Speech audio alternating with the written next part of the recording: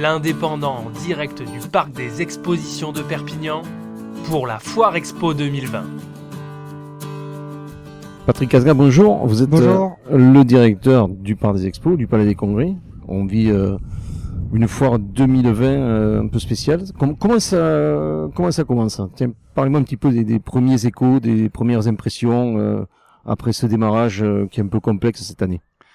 Eh ben, surprise parce que pour un jeudi, alors qu'on est en semaine de travail, une fréquentation raisonnable par rapport surtout aux références qu'on a des années précédentes, notamment pour la foire de printemps. Donc un jeudi très raisonnable. C'est vrai qu'on a fait la gratuité pour les personnes de plus de 60 ans ce jeudi et ce lundi. Qu'effectivement ce genre de promotion particulière peut aider, mais aussi on a une offre tellement vaste au niveau de la foire exposition, près de 250 exposants présents sur tous les types de métiers et d'activités, font que l'attractivité est forte. Une foire placée bien sûr sous le signe de la sécurité avec des règles de vie sociale et de distanciation sociale qui sont ultra respectées.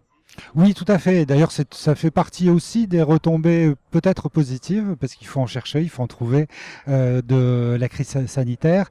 C'est effectivement, il y a eu des remises en cause, des questionnements par rapport à nos modes de fonctionnement, à notre organisation, de manière à rendre le plus sûr possible.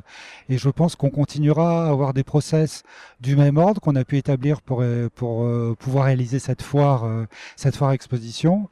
Et donc oui, c'est probablement des endroits les plus sûrs aujourd'hui du département, étant donné les moyens qu'on a mis en place, que permet d'ailleurs une foire de cette dimension-là, que peut mettre en place. Je reconnais que dans d'autres endroits, on n'a pas forcément la capacité de mettre en œuvre ces moyens pour sécuriser. C'est vrai que la foire a la surface suffisante pour pouvoir le faire, et c'est vrai que l'ensemble des mesures, dès la conception, et c'est ça qui était intéressant au niveau du travail, comme évidemment au niveau de la réalisation, ce qu'on peut appeler de la sécurité hygiène sanitaire passive et active. Les deux domaines ont été vus dès l'origine de manière à pouvoir être le plus efficace possible. Et donc oui, la foire est un endroit agréable, convivial et qui respecte les normes sanitaires bien évidemment. Ouais, donc on peut venir en toute sécurité. Combien on peut accueillir de personnes en même temps Alors on a une contrainte donc réglementaire et on a d'ailleurs taillé la foire par rapport à cette contrainte réglementaire puisqu'on l'a intégrée dès le début, qui est celle de 5000 visiteurs par jour. Donc on est bien sur ce schéma-là, et donc on a positionner, dimensionner l'ensemble des structures, des offres commerciales et des allées pour pouvoir effectivement respecter l'ensemble des mesures sanitaires et surtout la distanciation sociale, bien évidemment. Alors voilà donc Patrick, ce millésime 2020 évidemment, puis pour avoir fait le tour, puisque l'indépendant est partenaire de cette foire et nous sommes fiers aujourd'hui d'être là, de retrouver bien sûr le contact privilégié avec nos lecteurs, avec nos clients qui viennent nous rendre visite. Et ça nous fait chaud au cœur parce qu'on a vécu comme tout le monde des périodes compliquées. Et j'ai vu, Patrick, qu'il y avait plein de nouvelles têtes sur cette foire, de nouveaux exposants. Oui, c'était justement l'occasion de cette nouvelle expérience parce que d'une part, c'est la première édition de la foire exposition d'automne. On avait avant 3 salons, Vive Habitat, Rêve d'intérieur, Perpignan Saveur, qui avait lieu à la même date, et ça fait quelques années qu'on se disait que ça serait quand même bien d'avoir un événement plus gros, plus fort, qui regrouperait notre savoir-faire dans ces 3 domaines-là, mais l'élargir un peu pour avoir toujours cette ambiance forte de foire exposition. Et donc on a redimensionné la foire, on a redimensionné les espaces, et ça nous a permis de nous poser des questions d'ordre commercial, parce qu'il fallait, si on offre une nouvelle foire d'automne, avoir une offre qui est différente, qui n'est pas celle de la foire exposition de printemps.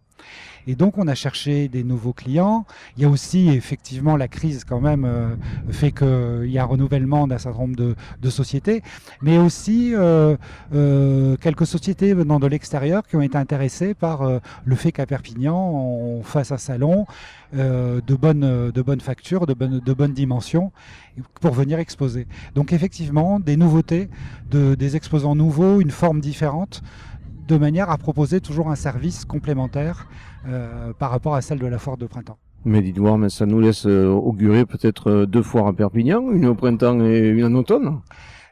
Ça fait partie des possibilités fortes, où justement l'idée c'est une foire de printemps très populaire, vaste, et une foire d'automne, un peu plus en intérieur à cause des aléas climatiques, Voilà, et un peu plus cosy, un peu plus design, mais toujours sur cet esprit voilà. festif et convivial surtout. Entre la fin des vendanges et la cueillette des champignons, peut-être un nouveau rendez-vous ici dans ce parc des expos avec toujours bien sûr plus d'imagination, plus de création, d'un produit complètement renouvelé avec bien sûr la bonne volonté de Patrick et de toute l'équipe, de la municipalité également qui a, et ça c'est important de le préciser, qui a voulu faire vivre et revivre cette foire qui est incontournable dans l'univers de Perpignan.